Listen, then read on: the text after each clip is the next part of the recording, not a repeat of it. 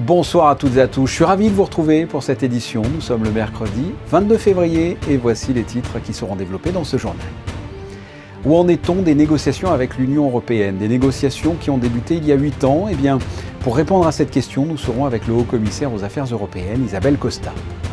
Monaco-Leverkusen, nous vous proposerons d'écouter les réactions d'avant-match à moins de 24 heures du coup d'envoi du match retour des 16e de finale de la Ligue Europa.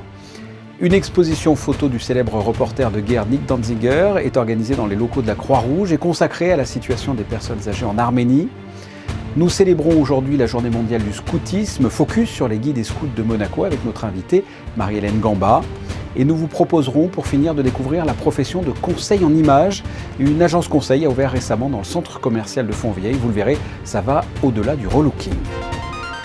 Monaco et l'Union européenne sont en pleine négociation en vue d'un accord d'association. L'objectif de cet accord est de permettre à la principauté et à tous ses acteurs économiques de participer au marché intérieur européen qui représente pas moins de 500 millions de consommateurs. Pour développer ce sujet, recevons le haut-commissaire aux affaires européennes. Voici l'entretien d'Isabelle Costa. Isabelle Costa, bonsoir. Bonsoir Fabien. Cela fait 8 ans que nous sommes en négociation avec l'Union européenne. Alors entre-temps, il y a eu le Brexit et la crise sanitaire. Où en est-on concrètement de ces négociations ? Alors écoutez, oui, on a ouvert ces négociations en 2015 et c'est vrai que l'année 2023 est une année décisive. La Commission européenne a annoncé en juin 2022 qu'elle souhaitait finaliser ces négociations à la fin de l'année 2023. Donc c'est un accord d'association qui porte sur l'ensemble des secteurs du marché intérieur. Donc c'est une négociation qui prend du temps, qui prend nécessairement du temps. Et donc les 8 ans n'ont pas été inutiles pour approfondir et examiner l'ensemble des points que nous devons envisager dans le cadre de cet accord d'association. Monaco s'est aussi construit toujours avec des cadres de coopération avec ses grands voisins. Et donc, il nous semble aussi naturel d'accepter la proposition de l'Union européenne, de discuter avec elle pour pouvoir envisager ce cadre commun de relations avec notre principal partenaire économique et notre principal partenaire politique. Ça peut parfois inquiéter, mais on est d'accord que ce n'est pas un accord à tout prix. On peut comprendre les craintes, les peurs qui peuvent s'exprimer. On citera peut-être un président américain qui a dit il ne faut pas négocier avec nos peurs, mais il ne faut pas avoir peur de négocier. Donc c'est ce que nous faisons.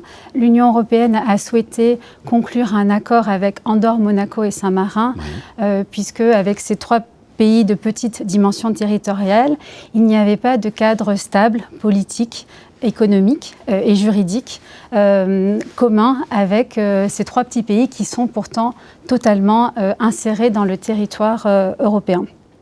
On peut parler de préservation de certaines spécificités monégasques, et si oui, quelles sont-elles ?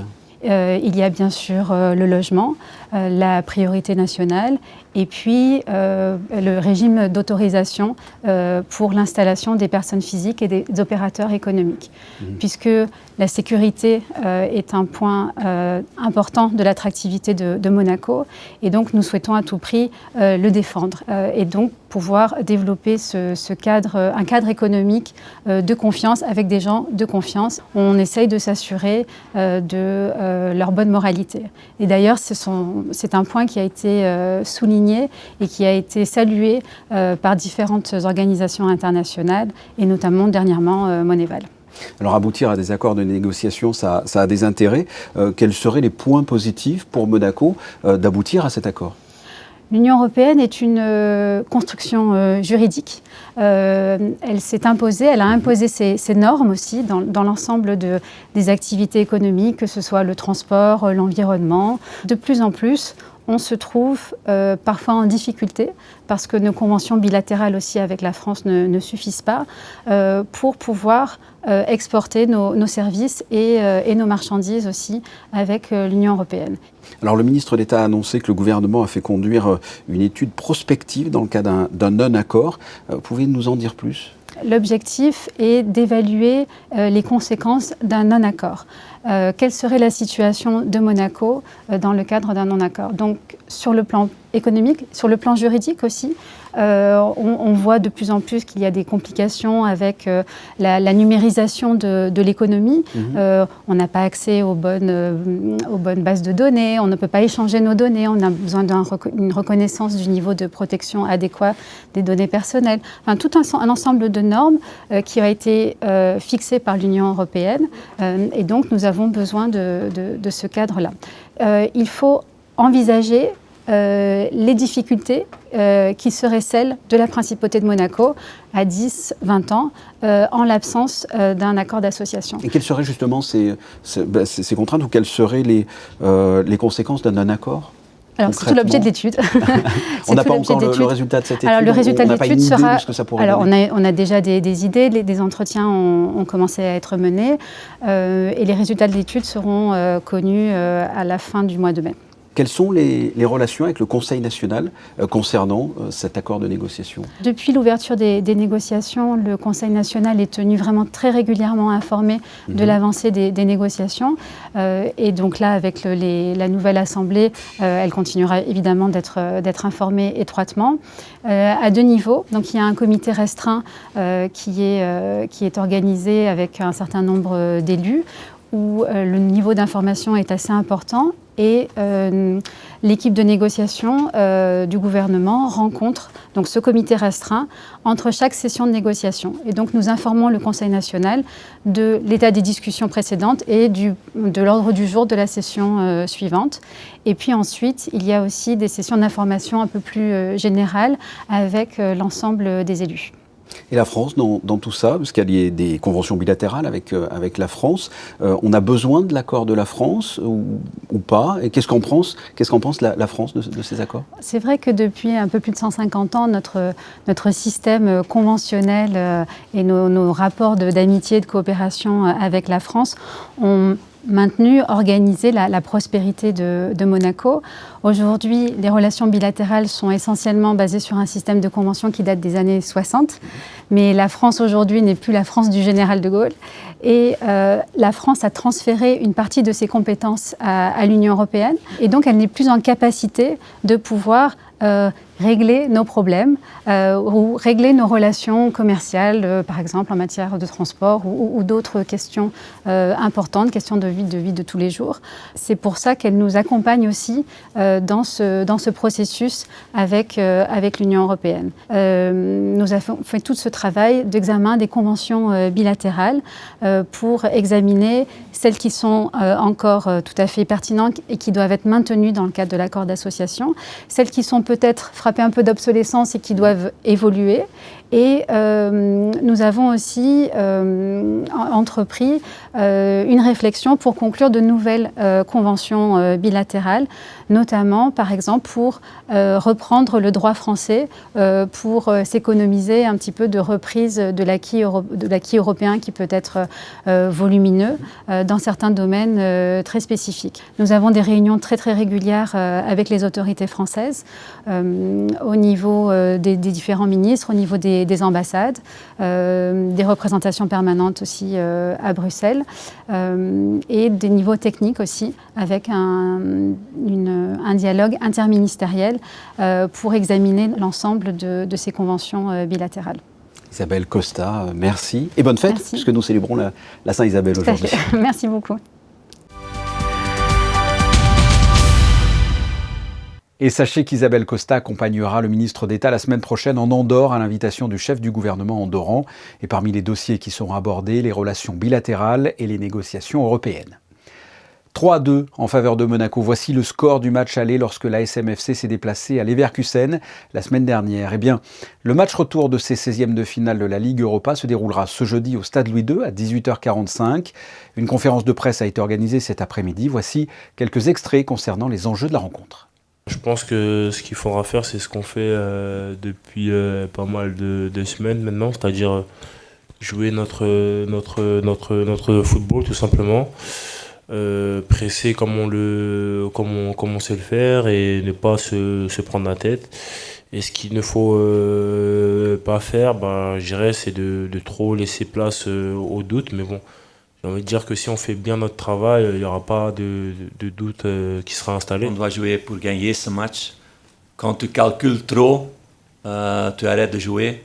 Et nous ne sommes pas bien quand on fait des choses comme ça. Ce n'est pas notre style de jeu. C'est à cause de ça aussi que nous avons marqué si beaucoup de matchs consécutifs. Ouais, ça sont les automatismes de l'équipe maintenant. Et c'est très dangereux de tout changer. On peut changer système. On l'a fait les derniers mois. Qu'on peut jouer les 2 ou 3 systèmes, ça on peut faire, mais la philosophie de jeu, ça reste la même chose. Monaco-Leverkusen, ce jeudi 18h45 au Stade Louis II. Et ce dimanche, toujours au Stade Louis II, le derby du Sud-Est. Monaco reçoit Nice pour la 25e journée de Ligue 1. En basket, la Roca Team se déplace vendredi à Barcelone. En Euroleague, un match important. Ce sont 2 équipes du haut de classement. La rencontre est à suivre en direct sur Monaco Info ce vendredi à 20h45. Une exposition à présent à visiter au siège de la Croix-Rouge monégasque. Anaïs Riu va vous faire découvrir le travail du photographe Nick Danziger sur les situations des personnes du 3e âge dans un pays d'Asie occidentale. Elles sont plus de 4000 en détresse et 200 en urgence absolue. Les personnes âgées vivant en Arménie sont aujourd'hui les grands oubliés de leur gouvernement. Une situation critique que le photographe Nick Danziger a souhaité mettre en lumière après son expérience sur le terrain. Aujourd'hui, les retraités n'ont pas les moyens de pouvoir s'acheter les médicaments qu'il leur faut, à manger, payer les factures comme l'électricité et en plus le loyer. Ils doivent faire des choix, qui veut dire qu'il y a des personnes âgées, d'ailleurs dans ces photographies, qui vivent par exemple dans leurs appartements sans électricité. Mes photos, c'est un peu un cri, aux gens de s'intéresser et peut-être de les aider. Depuis 2016, la Croix-Rouge monégasque vient en aide aux personnes vulnérables et isolées en Arménie afin d'améliorer leur qualité de vie. En partenariat avec la Croix-Rouge suisse, elles soutiennent la Croix-Rouge arménienne dans la mise en œuvre d'une aide sociale et de soins médicaux à domicile.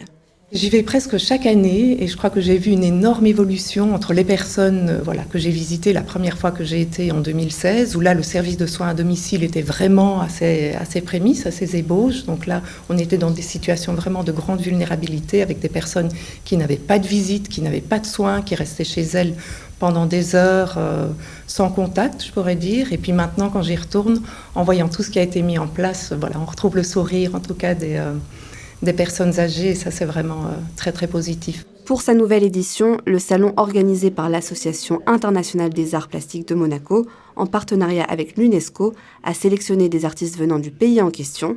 Une évidence donc pour le comité de joindre ce reportage. J'ai eu l'idée de demander à la Croix-Rouge monégasque et à ses responsables la possibilité d'exposer les autres photos, toute la série ici. Et puis d'insister auprès des visiteurs qui viendraient pour dire que ces photos sont à vendre pour le fonds, pour alimenter le fonds qui a été créé par la Croix-Rouge monégasque pour aider l'Arménie et pour aider les personnes âgées isolées en Arménie.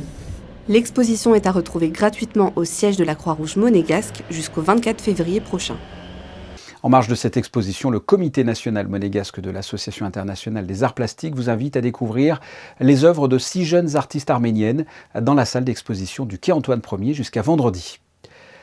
Le 22 février est synonyme de Journée mondiale du scoutisme. Ce mouvement a été créé en 1907 en Angleterre. Aujourd'hui, le scoutisme compte plus de 50 millions de membres de toutes les religions et de toutes les nationalités. Qu'en est-il de Monaco ? Eh bien, nous sommes avec la présidente de l'Association des guides et scouts de Monaco, Marie-Hélène Gamba. Bonsoir. Bonsoir Fabien. Comme je viens de le dire, nous célébrons aujourd'hui la Journée mondiale du scoutisme. Qu'est-ce que ça représente pour vous, cette journée ? C'est nous rappeler qu'il y a plus de 100 ans, Baden-Powell a eu l'inspiration de mobiliser des jeunes autour de leur éducation et d'en faire les acteurs de leur éducation. Alors, ils ont commencé en 1907, ils étaient 12. Aujourd'hui, on arrive à 54 millions. 54 millions, oui, quand de même. scouts dans le monde entier. Oui, de 217 pays et territoires, je crois. Si on rentre dans le détail. Oui. C'est l'occasion pour nous d'en découvrir plus sur les scouts de Monaco. Parlez-moi de votre mouvement de jeunes. Quel âge ont-ils ? Combien sont-ils ? Cette année, On a bénéficié d'un beau recrutement. Après la pandémie, beaucoup de jeunes ont décidé de revenir vers les activités de plein air, du scoutisme. Et on dépasse la centaine de jeunes. Ils sont 5 branches. Donc on peut commencer à 6 ans avec l'aide des parents. Et puis voilà, ça peut durer toute une vie. Et oui, la preuve voilà, avec vous. Y a pas de... Voilà, c'est ça. J'ai pu suivre il y a quelques semaines une opération organisée par les Scouts de Monaco pour offrir à Noël un repas préparé par des chefs au profit de 100 domiciles fixes à Nice. Quelles sont les opérations spéciales comme ça menées par les Scouts tout au long de l'année ? Le calendrier évolue en fonction de l'observation des scouts. La maîtrise réunit les scouts et évalue avec eux les projets caritatifs qu'ils ont envie de mener à bien. Le grand chef pour tous, c'est vraiment une idée des pionniers en disant pourquoi est-ce que les personnes qui sont sans abri n'ont pas un repas de Noël digne de ce nom. Et c'est comme ça que c'est parti. Et maintenant, on en est presque à la 10e édition. Ensuite, on aime beaucoup travailler sur différentes opérations. La prochaine en date, ça sera Mona Collect, qui donne beaucoup de sens à tout ce qui est tri, récupération. Et voilà, et je pense qu'on est tous en train de commencer à vivre comme ça, parce que sinon on ne va pas s'en sortir. Là, on parle donc d'opérations spéciales, mais les scouts se retrouvent régulièrement et ont régulièrement des activités, j'imagine. Il faut comprendre que dans le scoutisme, les jeunes sont vraiment acteurs de leurs activités. On les implique dans leur programme. Et la base, c'est un week-end campé par mois. Et puis bien sûr, le grand camp d'été. Et cet été, ça va être un super camp, un jamboree. Donc jamboree, ça veut dire rassemblement international à Casterino. Donc un grand moment pour l'association, puisque l'association marquera également 100 ans à son tour. Et quelle est l'âme du scoutisme? Parce que vous êtes au service et à l'écoute des autres. Quelle est l'âme de ce mouvement? L'âme, c'est quelque chose, je dirais, qui se décline un peu suivant la personnalité de chacun.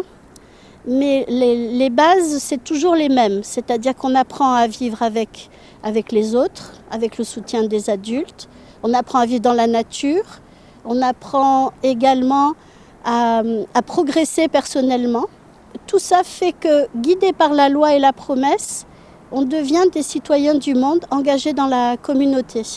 On ne peut pas être indifférent à ce qui se passe dans le monde, en fait. Et quelle est la part de la religion, ou plutôt l'importance de la religion chez les scouts de Monaco?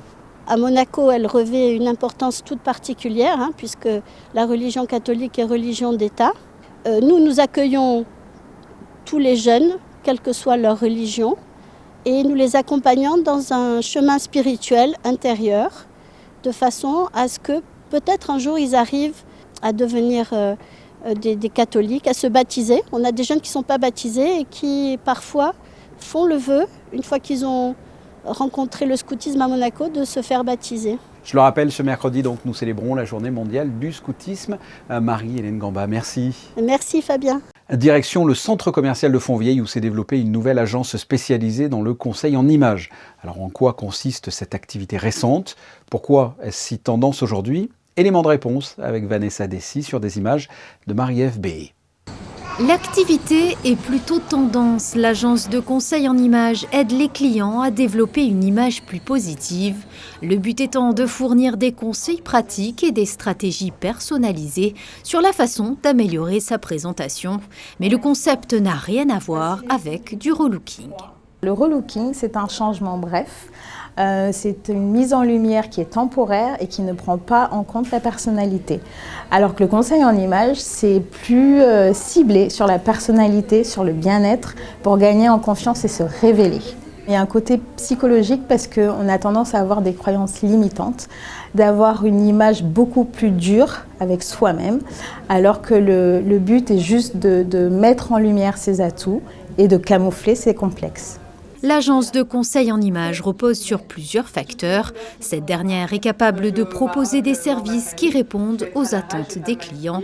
L'évaluation de l'image personnelle, le conseil en matière de vêtements, de maquillage, de coiffure ou de comportement sont au programme de cette prise en main. C'est une discussion d'1 heure où ça me permet de discuter avec la cliente, de savoir ce qu'elle recherche, ce dont elle a besoin et d'identifier vraiment les points clés de sa personnalité. Il faut prendre en compte qu'elle a été malade, qu'elle a eu des enfants, qu'elle a une déception amoureuse, qu'elle n'est pas bien dans son travail.